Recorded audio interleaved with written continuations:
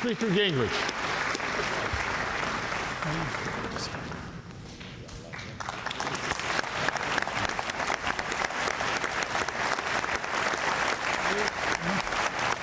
You have 3 minutes for an opening statement. Well, first of all, let me thank all of you, and in particular Senator DeMint, for arranging this and organizing it. It's great to be with all of you, and it's good to be here in South Carolina. As a Georgian, you played the right teams this last weekend for me to say congratulations. And in particular, I like the USC come-from-behind victory, because I identify with teams that fumble early in the game and then still come back. So, however, I do have to point out that while USC and Clemson and the Citadel did well, my daughter and my son-in-law went to Presbyterian, and they started the season once again losing. So it's a mix. In the household, it's a little bit mixed, but for South Carolina, it was great. I am really glad to be here. I think that, if I might say, that what Dr. George began in his entire approach with the Manhattan Statement and with other things that have been going on to recenter American culture is really, really important. And the fact that Senator DeMint, who's obviously done a great job nationally of putting this together, Steve King, who's an increasingly important leader in the House, I think this is very important. I want to talk very briefly about American exceptionalism and then apply it very directly to one example of how big the change needs to be. Despite the fact that our current president has managed to avoid explaining on at least 4 occasions that we are endowed by our Creator, the fact is, what makes American exceptionalism different is that we are the only people I know of in history to say power comes directly from God to each one of you. You are personally sovereign. So you're always a citizen, you are never a subject. Now, the Founding Fathers wrote this because they said we hold these truths to be self-evident. This is not a philosophy, it's not an ideology, it's not a theory. It's a set of truths as they understood it about the nature of being human. That we are human within a fabric created by God. And that these rights are unalienable. That means no politician, no bureaucrat, no judge can take them away from you. Now, it's important to understand this because the gap between the America the Founding Fathers created and the system currently dominating in Washington is extraordinary. We are in grave danger of decaying from citizenship to being subjects. We're in grave danger of the center of power, of sovereignty, leaving you, the people, and going to the Washington bureaucrats. If you look at the Gibson-Qatar case the other day, where 26 armed federal agents intervened in factories to discover whether or not there was illegal Indian wood. I mean, this is bizarre. This is a system run amok. And so it's important. The one example I want to give you is the courts, because I think this is a topic that is totally appropriate for us to deal with. And I think it's very important for us to get to it, and I hope in the questioning we can. Well, just as it happens, Speaker Gingrich, I do have a question that's going to relate to the constitutional powers of the respective levels and branches of government, and the court's very central here. The question also concerns the obligations of human life. But I'll begin with a quotation that you as an historian will find very familiar. It's from President Lincoln's first inaugural address when he was facing the court's unconstitutional decision in Dred Scott versus Sanford, in which the court usurped the authority of the elected representatives of the people on the slavery issue. And Lincoln said, if the policy of the government upon vital questions affecting the whole people is to be irrevocably fixed by decisions of the Supreme Court, the people will have ceased to be their own rulers, having to that extent practically resigned their government into the hands of that eminent tribunal, unquote. Now, many argue today that we need a constitutional amendment to overturn Roe versus Wade. However, Section 5 of the 14th Amendment, as you know, expressly authorizes the Congress, by appropriate legislation, to enforce the guarantees of due process and equal protection contained in the amendment's first section. So as someone who believes, as I know you do, in the inherent and equal dignity of all members of the human family, including the child in the womb, would you, as President, propose to Congress appropriate legislation pursuant to the 14th Amendment to protect human life in all stages and conditions without waiting for a constitutional amendment? Yes. And there's a reason for this. It goes much deeper because there are 5 or 6 other issues, such as one nation under God, such as the right to have a cross on public land, There are a number of issues where the courts have now dramatically usurped their power. Let me add to your Lincoln quote. Jefferson, being written about the question of whether or not there could be a Supreme Court, wrote back, that would be an oligarchy. Think about it. We have a document. This is the center of American exceptionalism. We are a people of law. To be a people of law, you have to have a structure. The structure of the Constitution says there's a formal way to amend the Constitution. It's a very complicated process. The idea that the Founding Fathers also meant to say, oh, and by the way, by a 5-4 vote, appointed lawyers can be the equivalent of a constitutional convention is an absurdity. All of this starts in 1958 with a Warren Court assertion of supremacy, which is profoundly wrong. The Supreme Court is supreme in the judicial branch, and the judicial branch is one of the three branches. It's the third branch mentioned in the Constitution, and in the Federalist Papers, Alexander Hamilton says explicitly, it will be the weakest of the three branches. And so I think for the Congress to begin a systematic process, one part of which is to eliminate the right of the courts to review certain things, and to recognize we're going to have a big fight with the lawyer class. I mean, this is going to be a fight. What you have in mind, Speaker Gingrich, Congress's power under Article 3 to regulate the jurisdiction of the Supreme Court? Among other things.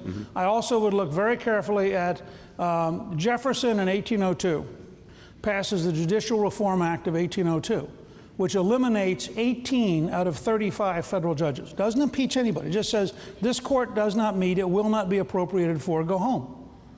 Now, the judges who were going to get those jobs promptly tried to file suit, and the remaining 17 judges said to them, are you crazy? If we accept your lawsuit, Jefferson will eliminate our court. Now, I want to be clear here, I am not as bold as Thomas Jefferson. I would do no more than eliminate Judge Berry in San Antonio and the Ninth Circuit. That's the most I would go for. But let me say this, because I think this has to be part of our national debate. That's not a rhetorical comment. I believe the legislative and executive branches have an obligation to defend the Constitution against judges who are tyrannical and who seek to impose un-American values on the people of the United States. I suspect that what's going through the minds of many of our viewers across the nation is this. Well, Speaker Gingrich is right to be concerned about judicial usurpation and overreach. That's clearly a problem. We don't want the rule of law to deteriorate into the rule of unelected lawyers. On the other hand, we need to defend judicial independence. So would your last statement be a valid warrant for concern that you're someone who doesn't respect judicial independence, the independence of the judiciary? I respect the independence of the judiciary in judging individual cases unless the person doing the judging proves to be so extraordinarily out of the context of American life and American law that they shouldn't be there.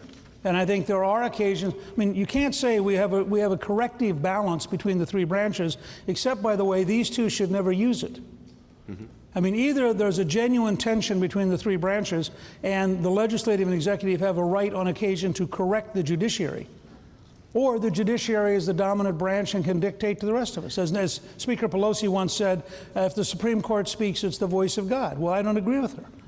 Can I shift now to the question of marriage and another question about the Constitution related to it? We have a big debate in this in this country about the definition and meaning of marriage. It's a very important debate. There are reasonable people of goodwill on the competing sides, but it's fundamental. Should the debate in the end be resolved state by state, with each state setting its own definition of marriage, or by the Supreme Court in adjudication such as what's pending now, or by the Congress, or by a constitutional amendment setting a national standard? I think we have to look at either, again, to the point you made, either looking at legislation involving restriction, or we have to look at a constitutional amendment. And given the current state of what's happened, I suspect you'd have to move to a constitutional amendment. But I do believe that marriage is between a man and a woman. I do believe that we have every right to defend a 3,000-year clear record that that's what marriage is. And I don't think we should be intimidated against it. I'm out of time. Thank you. Senator DeMint. Newt, thanks for being here. I guess I better move this up.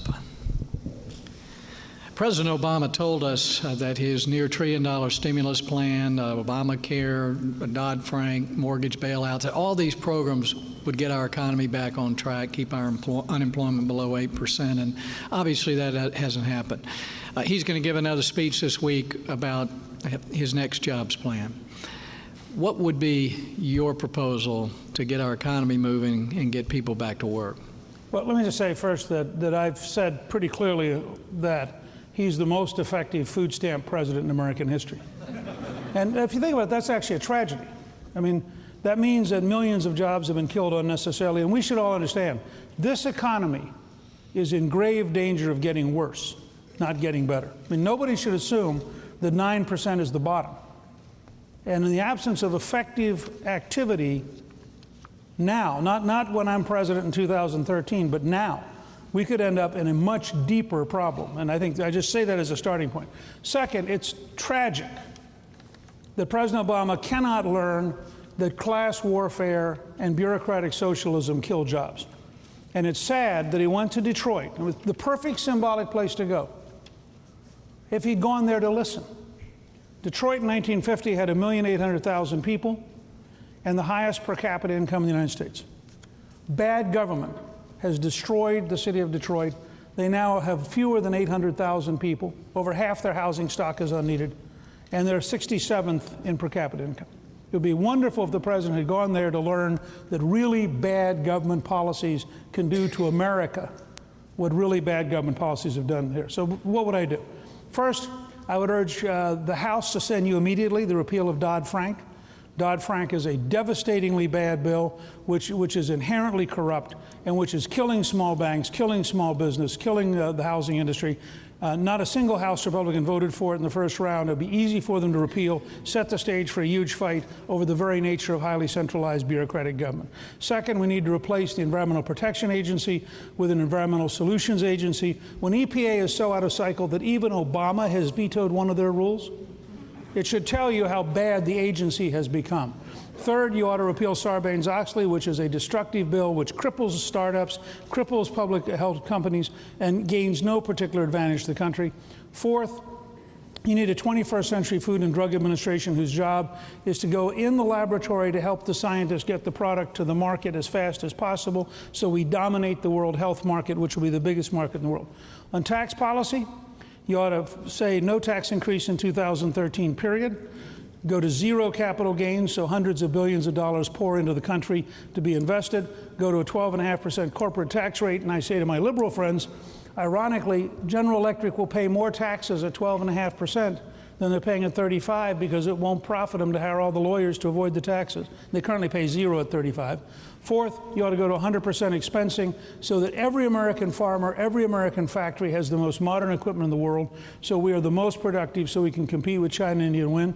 Fifth, you ought to abolish the death tax permanently because it is an immoral tax which says if you work, save, and do the right thing your entire lifetime, politicians have the right to take your money. I think that's profoundly wrong. We want family businesses expanding, not getting smaller. We want them focused on job creation, not tax avoidance. Finally, you need an American energy plan. Here in South Carolina, you have at least $29 billion worth of natural gas offshore, and that's almost certainly a gross underestimate. We ought to have a bill like the Webb-Warner bill, which I hope the House will pass unamended in the near future. Democratic bill, 2 Democratic senators in Virginia. It says Virginia gets to develop oil and gas offshore.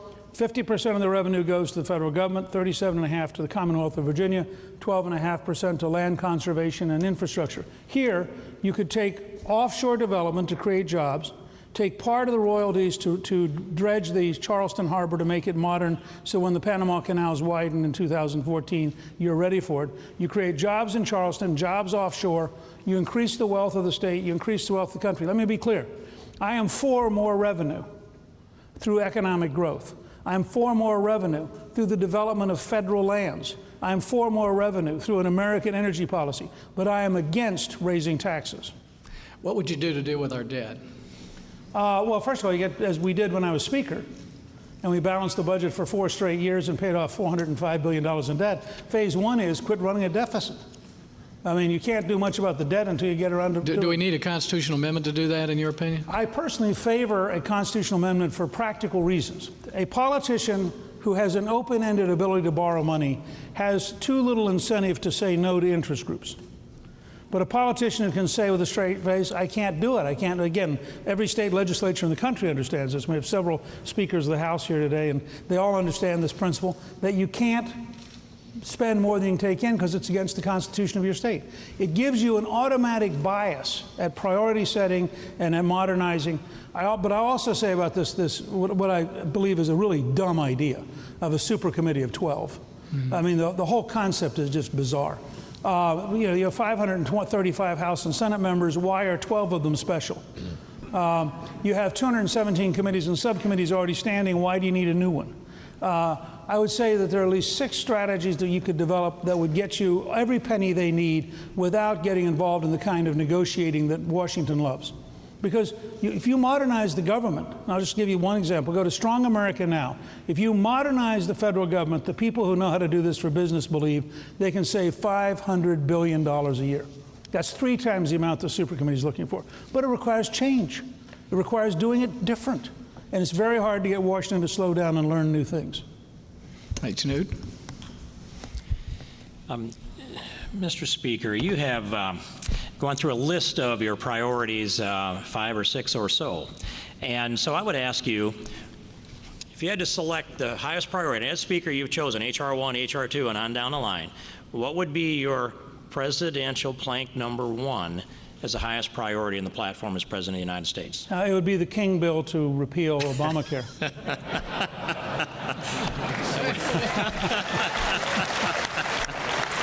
Got you.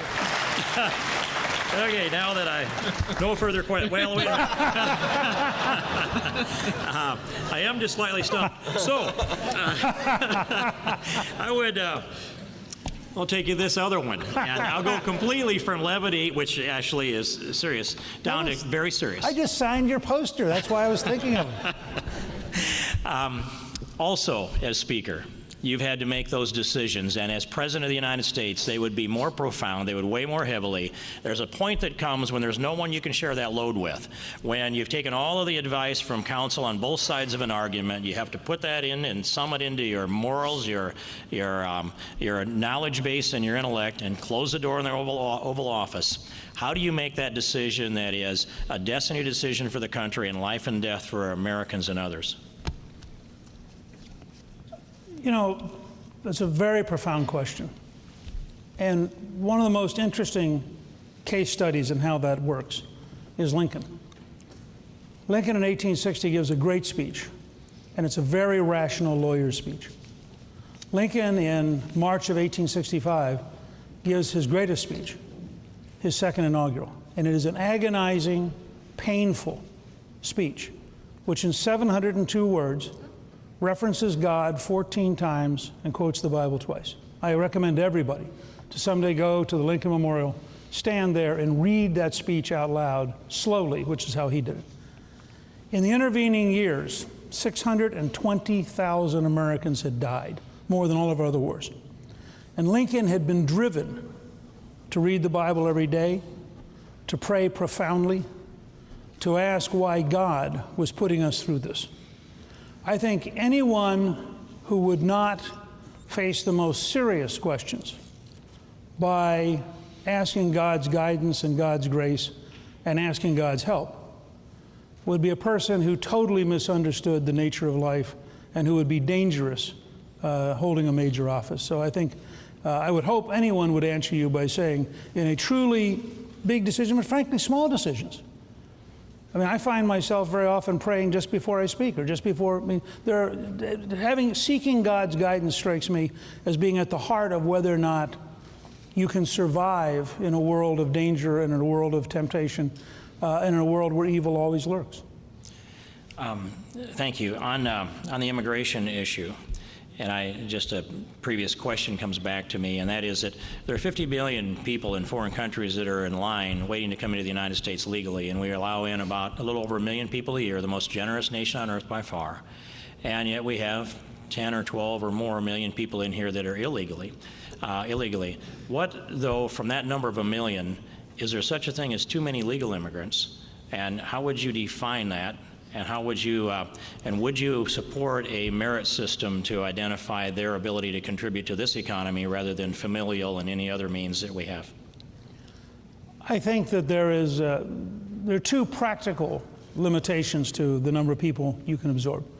One of them is the degree to which your economy is flourishing or not flourishing. I mean, if you're in a boom period and you have the opportunity to absorb talent and absorb energy, you can, by definition, absorb more people than if you're, as we are right now, in a period of either deep recession or depression, depending on your view. Second is a question of assimilation. When you have a country which is proud of its history, which is proud of its language, which is comfortable saying to people, come to America to be Americans, you can absorb more people than if you have a country whose elites are totally confused and are prepared to give up on being an American. And so I think the whole question, you know, if we're not going to be a melting pot, we can't afford to have very many people come here. When you realize that there are over 200 languages spoken in the Chicago school system, there are over 180 languages spoken at Miami-Dade Junior College.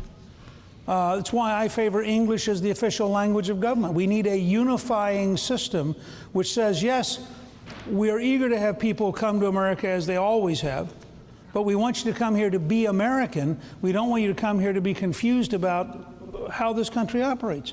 So that's a part of it. I also think, and this is controversial, but I think we have to deal with it. I think you've got to break down the approach to immigration. You cannot pass a comprehensive law. President Bush couldn't pass one with a Republican House and Senate. President Obama didn't pass one with a Democratic House and Senate. I think you start with control of the border. And I have a very simple model, which is control of the border means 100% control of the border. I mean, you can tell, are people getting in illegally or not? Are drugs getting in illegally or not? If they're not, you control it. If they are, you don't control it yet. And I would put the number of resources necessary. There are more Department of Homeland Security people, bureaucrats in Washington, than there are people assigned to the border. So I'd be willing to take half the people currently serving in Washington, ship them to Texas, Arizona, and New Mexico. I would do that. And so in the seconds left, I would ask, would you extend defense till they quit going around the end? 10 seconds. I want 100% control of the border. The entire Texas-Mexico border is a river. Now, surely you should be able to patrol a river. Now, whether you patrol the river by building a fence or you patrol the river by putting 650 DHS bureaucrats standing shoulder to shoulder, there are a variety of ways of doing it. And by the way, I want to close this thing, but it's important to get this straight. We won the Second World War in 44 months. From Pearl Harbor on December 7th, 1941, to victory over Nazi Germany, Fascist Italy, and Imperial Japan was 3 years and 8 months. 44 months. This idea that Ronald Reagan in 1986 writes in his diary, I'm signing the Simpson-Mazzoli Act because we have to control the border. Thank you, Mr. And we're Speaker. told today that people can't control the border is baloney. Thank you all very much. House Speaker Newt Gingrich.